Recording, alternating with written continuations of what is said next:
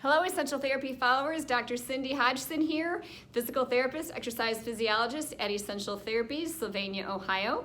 And I have a few quick tips for you for self-care today, myofascial release self-care that is. So if you've followed me at all, you know that one of my favorite self-care series techniques is legs up the wall, also referred to as LUTW. And I'm going to show you a quick way to get into LUTW, legs up the wall, if you are having trouble getting on the floor. So legs up the wall is good for almost everyone, but some people do have difficulty getting down and up from the floor. So you can do this on a bed, or if you're lucky enough to have a massage table at home, I will show you how to do this very easily so you don't have to get on the floor. You can do it at your headboard of a bed, or you can push a bed next to the wall that you might have, and this is how you're going to go. I'm not going to go through the whole series, I'm just going to show you how to get here.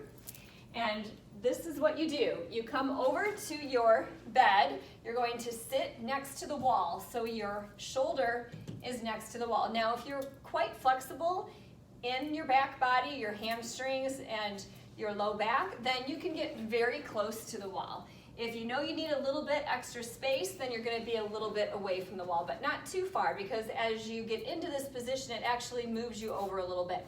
So I'm going to get as close as I can to the wall, sitting up on the surface that you're on, and you're going to come down just like you're laying down on your side. So you're coming down like this, lying in like a fetal position, and then all you do is roll your legs up.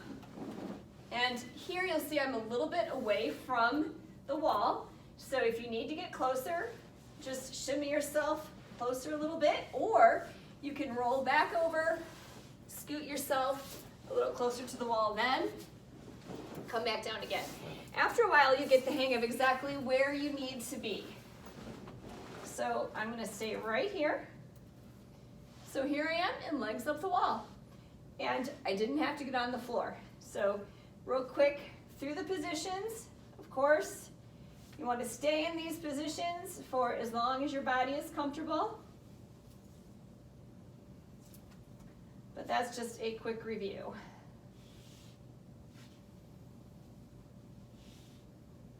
Okay, now the ones I can't do here on this narrow table, I guess I could hold on, is to twist like this and hold, and the other direction. Okay, so that is a tip on how to do legs up the wall if you can't get to the floor. Now we're going to do upside down legs up the wall. What is that? Well, think of the position that you're in and legs up the wall, but this one you don't have to get on the floor either.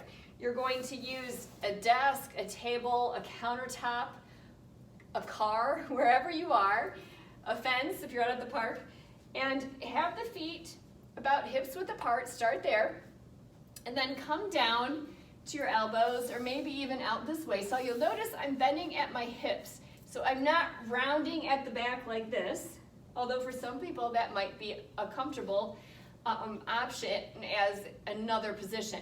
But we really want to get that bend in the hips. So imagine if you're upside down, legs up the wall, this whole part of your body would be on the floor, right? From your sacrum, your tailbone, up to your head. So you want to try to mimic that as much as possible and bend at the hips. So from here, play around with where your feet are. If they're too close and you're leaning back like this, it feels completely different than if your feet are back directly under your hips. And that's really where you want them. You want your ankles or your heels directly under your hips for the most part, but find what works for you. If you reach the arms out like this, then you're getting a nice stretch through the arms and down into the sides through the rib cage. And then play around with your feet. So make them wider. So here's the wider position that we do with legs up the wall, right? And just breathing into the position, relaxing, letting go. You can do this while you're sitting or standing there and talking to someone. I work on my own body as I treat patients around the table throughout the day.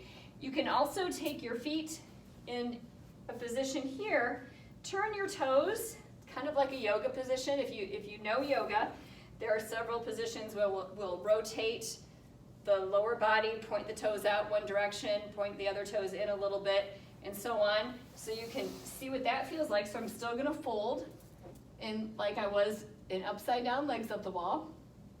But now I have my leg rotated here and it's pulling differently up into my lower body.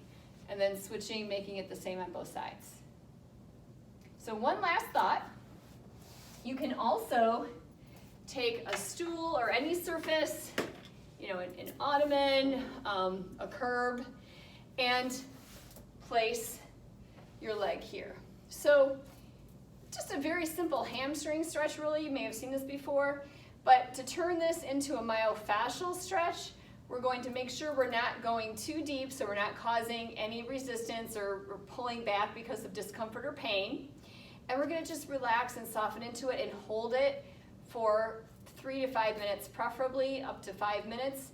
And you can do this very comfortably. You can even set yourself up in a position where you could bend here. Now I'm getting into both legs, feeling it quite differently in both sides, and I'm sure if I put this stool on the other side, it's going to feel different in my left leg than it does in this leg, because our restrictions are different all over our body, right? And my restrictions are different than someone else's. So play around with these positions. I'm trying to give you some ideas that you can do throughout your day.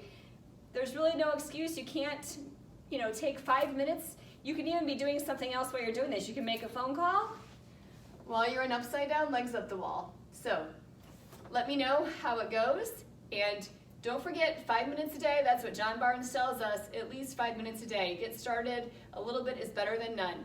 Have a great day.